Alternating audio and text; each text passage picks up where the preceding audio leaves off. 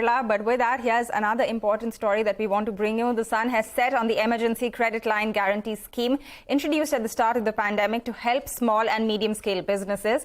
So government sources tell us that the scheme, which ended on the 31st of March, saw disbursals worth nearly 3 lakh crore rupees.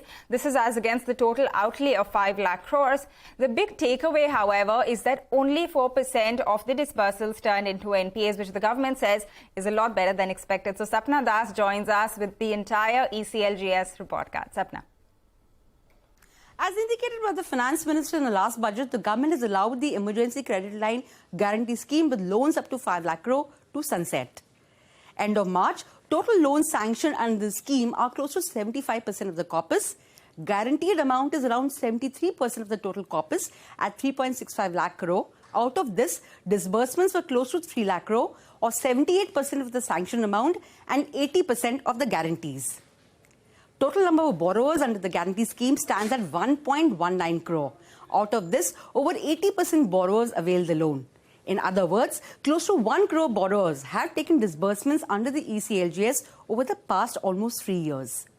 In terms of the number of guarantees, micro enterprises have been the core beneficiaries, with 88% of them availing the guarantees. 5% belong to the small-scale enterprises, only 2% from the medium-scale enterprises, and 5% of the borrowers belong to other businesses. The government's rationale to not give further extensions to the ECLGS are also clear. There is no COVID-related financial emergency still at play.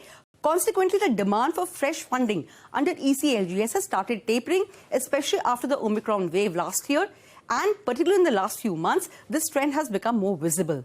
Hence, despite a headroom of over 1 lakh crore worth of funding still available, the government decided otherwise.